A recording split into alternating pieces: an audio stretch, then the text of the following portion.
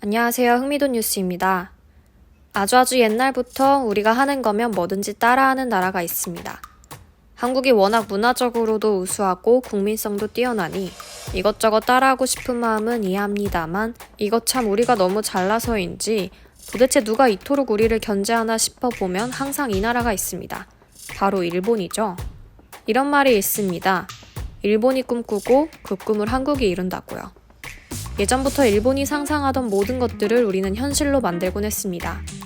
전 세계 피겨스케이팅의 한 획을 긋겠다 다짐하던 일본이 김연아 선수의 등장으로 그 꿈이 좌절된 것부터 시작해서 한국이 올림픽을 2번이나 성공적으로 개최한 것을 볼 수 없다며 자신들이 세계 제1의 올림픽을 만들겠다 다짐했지만 갖은 악재가 꼈는지 줄줄이 뭐가 잘 안 되고 있는 상황이죠.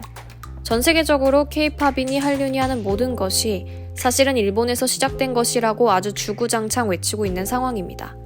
정작 우리는 별로 신경도 안 쓰는데 한국을 왜 싫어해야만 하는지에 관한 여러 가지 이유가 들어간 혐한 도서가 베스트셀러에 계속해서 오르는 나라이기도 하죠. 왜 주변국들이라고 있는 것이 다 저런 나라뿐인지 단군 할아버지가 털을 잘 잡으셨다고 했는데 가끔은 부동산 사기당한 것은 아닌가 싶기도 합니다. 우리 바로 옆에 있는 온 방면이 바다로 둘러싸여 있어 우리가 아니면 고립될 수밖에 없는, 그래서인지 우리보다 더 한국에 관심 많은 나라가 바로 일본인데요. 그런 일본이 최근 한국 때문에 꽤나 자존심이 상했다고 합니다. 일본이 한국보다 더 뛰어나고 우수해야 하는데 자꾸만 한국이 말도 안 되게 더 뛰어난 것을 실현시켜버리니 속이 상할 수밖에 없나 봅니다. 그들 입장에선 우린 그들보다 한참 못해야 정상인데 말이죠. 스마트폰이 등장하고 음악도 통화도 사진도 심지어 영상통화까지도 모두 다 손안의 핸드폰으로 가능해진 상황입니다.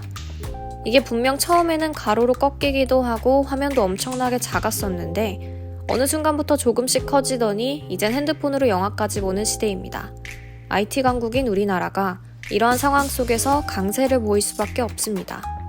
여러 다양한 어플을 개발하더니 이젠 전 국민이 메신저로 연락하는 시대가 되었습니다. 갖가지 귀여운 캐릭터들이 한국을 점령해버려 이젠 어딜 가도 카카오, 이 세 글자가 안 들리는 곳이 없습니다. 조금 있으면 카카오 월드까지 만들어질 것 같은 느낌이 들고 있는데요. 이 카카오와 그나마 대적할 만한 것이 바로 라인이죠. 뜬금없이 웬 라인인가 싶겠지만 이 어플은 사실 우리나라보다 일본에서 엄청나게 유명한 아이입니다. 우리나라 기업인 네이버에서 만들어졌다고 해서 엄밀히 보면 한국 어플이라고 볼 수는 있으나 사실 이걸 개발한 것은 네이버 재팬이긴 한데요. 시작은 2011년 도호쿠 대지진 때 모든 전선이 엉망이 되어 연락이 어려운 일본인들이 SNS를 사용하여 의사소통을 하자 네이버 창업자인 이혜진 씨가 그것을 보고 아이디어를 얻었다고 합니다. 사실 일본은 2021년이 되는 이 시점에도 한내를 잃지 않는 나라 중 하나입니다. 그들의 정성이 실로 엄청납니다. 클릭 하나면 될 것을 하나하나 만들어서 오리고 붙이는 것을 선호하죠. 아날로그를 굉장히 좋아하는 일본인들은 아직까지 메일로 주고받았다고 합니다. 그런 일본인들에게 이 라인이라는 어플이 엄청난 충격을 준 것입니다. 이 어플만 다운받으면 서로의 연락을 바로 볼 수 있고 단체로 연락할 수도 있으며 사진과 동영상을 아무렇지 않게 주고받을 수 있다니요. 일본인 입장에선 이 얼마나 놀랍고 신기한 어플입니까? 워낙 지진이 자주 일어나는 나라이다 보니 지진 발생 시 연락망이 굉장히 중요한데 이 라인은 서버가 튼튼하기로 또 유명하다고 합니다. 너도 나도 할 것 없이 라인을 쓰다 보니 이제는 일본 전 지역에서 이 어플을 모르면 연락할 방법조차 없다고 하는데요.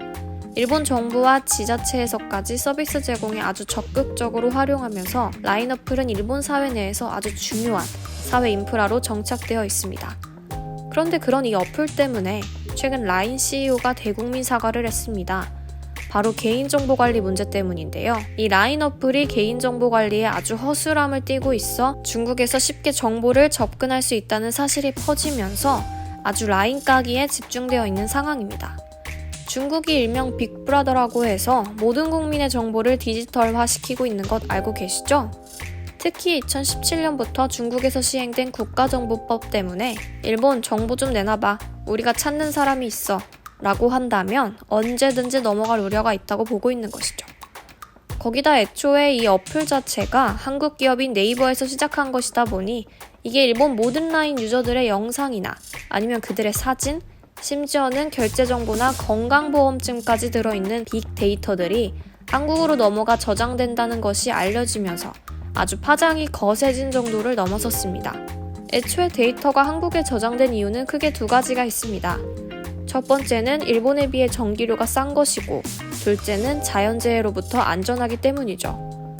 일본 자민당은 이게 다 라인 때문이다 라며 혹평을 했고, 심지어 개인정보관리위원회에서 법적 조치까지 한다고 밝혔다고 합니다.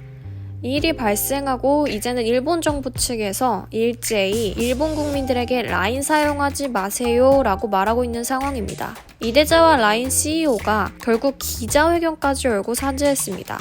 여러분들의 정보는 안전합니다 라고 이마에 써붙이고 다녀야 하는 것일까요? 아니, 사실 모든 어플들이 다 일본에서 만들기 어려운 건 아니겠습니까? 당연히 해외 어플도 사용하고 뭐 그러는 것인데 왜 유독 이 라인에만 그렇게 반응을 할까 궁금했었는데 이게 한일 관계까지 연관이 있다고 합니다. 한국 기업에 의해 만들어진 어플을 일본 국민들이 사용하는 것이 자존심이 상해 미칠 것 같다는 것이 일본 네티즌들의 반응인데요. 왜 도대체 일본은 한국 어플을 사용하냐부터 시작해서 한국보다 더 훌륭한 어플을 만들지 못하는 거야? 라며 자국 비판까지 했다고 합니다. 쉽게 생각해서 일본인들은 지금 이런 것입니다. 라인을 쓰면 자신들의 정보가 다 한국에 저장되기 때문에 한국인들이 언제 어떤 짓을 할지 모른다. 그러니 이 어플을 사용하지 말자. 이것인데 문제는 라인을 대체할 어플이 아예 없다는 것이죠. 이게 다른 대체제가 있으면 바로 갈아탈 텐데 사실 그들도 라인 말고는 쓸 것이 없다는 걸 알고 있으니 답답해 미친 상황이 된 것입니다. 그래서 일본 방송에 출연한 전문가들과 한 인터뷰에서 일본 시민들은 이렇게 말하고 있다고 합니다. 그냥 이 기회에 라인을 일본 것으로 만드는 것이 어떠냐고요. 그래야지만 그들이 일본인이 제일 많이 사용하는 모바일 메신저가 다름 아닌 한국산이라는 것에 크나큰 상처를 입은 그들의 자존심을 회복시킬 수 있다고 말이죠. 참 세상에 험난한 것이 얼마나 많은데 이런 것으로 상처를 받다니 유감입니다.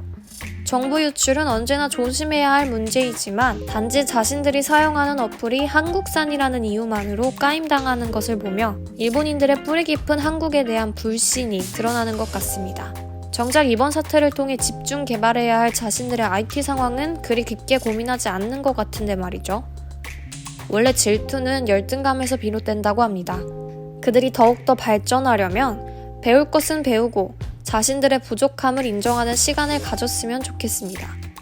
그저 자신들보다 더 발전하는 우리의 모습을 못마땅해 하는 것이 아니라요.